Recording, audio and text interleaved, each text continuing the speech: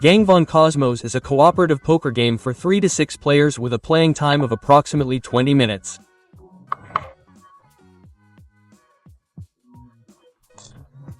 The game includes 52 playing cards, i.e. regular poker cards, as well as safe, alarm, challenge and specialist cards, as well as overview cards and 4x6 chips.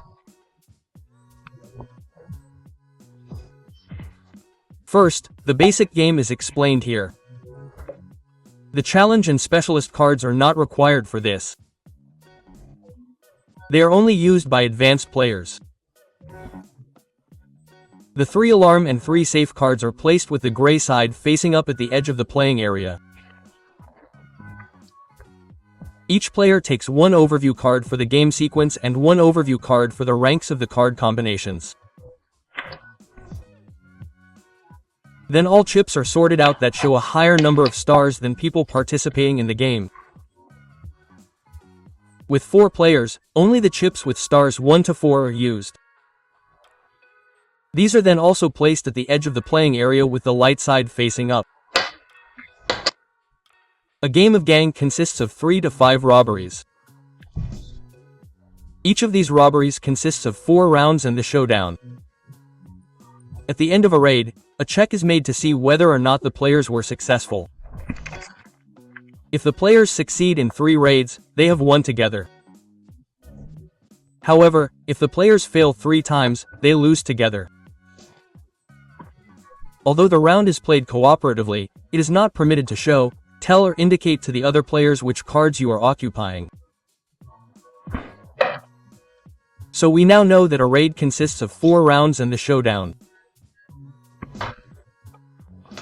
Round 1. First, the playing cards are shuffled very well and each player is dealt 2 cards face down. These are now the player's personal hand cards. You can look at them at any time. The remaining cards are placed face down in the middle of the table as a pile. There must be space for 5 more cards next to them. In the next step, the white chips are placed in the middle of the table. These show an ascending number of stars. The chips are a kind of means of communication to let the others know how strong you think your own card combination is compared to the others. If you take the chip with the most stars on it in a round, you signal that you think you have the strongest card combination. There are no specific moves in the gang. All players play at the same time. However, there are of course a few rules to follow. A player may take any chip from the current round at any time and place it carefully. This may be a chip from the middle of the table, but also a chip from another player. Furthermore, you may never have more than 1 chip of the same color in front of you. It is also permitted to place a chip back in the middle of the table. However, you may not place this chip on another player's table yourself. As soon as every player has placed a chip in front of them, round 1 ends. In round 2, one of the players reveals 3 cards from the stack and places them face up on the table. These are called community cards. In the next step, the yellow chips are placed in the middle of the table. The same procedure is followed with the yellow chips as in the first round. The strength of your cards is made up of the cards in your hand and the community cards.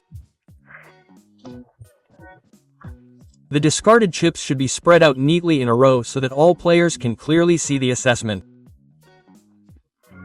And with that, round 2 ends. Round 3 continues.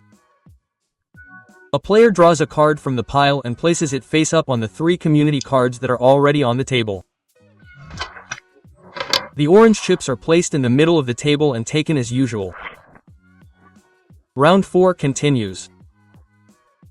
Here, another card from the pile is placed face up next to the 4 other community cards and the red chips are placed in the middle of the table and distributed as usual.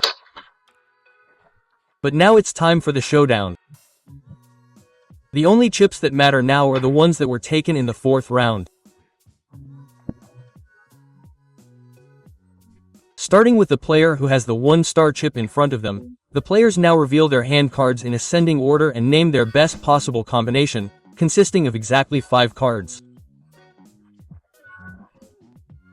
More details on this will follow in the video. If you reveal equally strong or increasingly strong card combinations one after the other without making any mistakes, the robbery has been successful. In this case, you turn one of the safe cards to the gold side.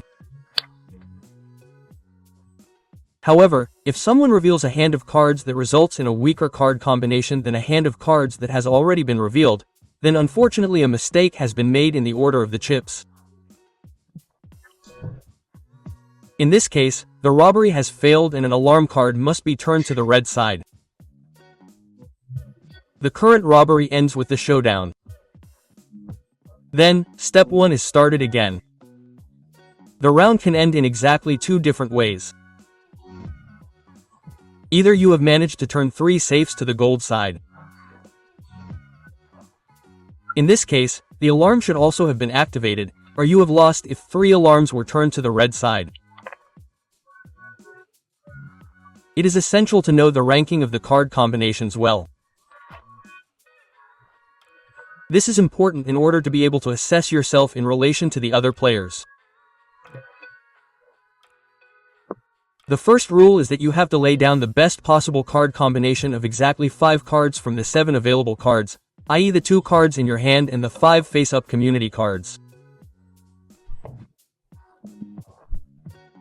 The highest card is the ace, followed by the king, queen, jack, and then in descending order the numerical values 10 to 2. The card suits are of equal value here. Here's an overview of the different card combinations in detail, from weak to strong.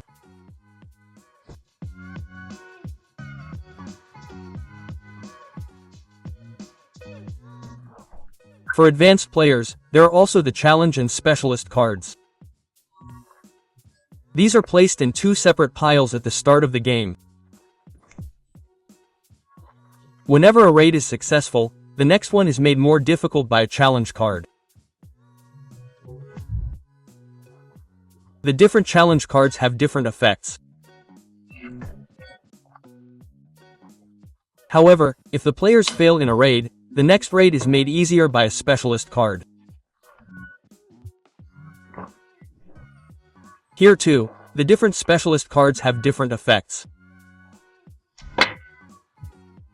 Both challenge and specialist cards are removed from the game after the current raid.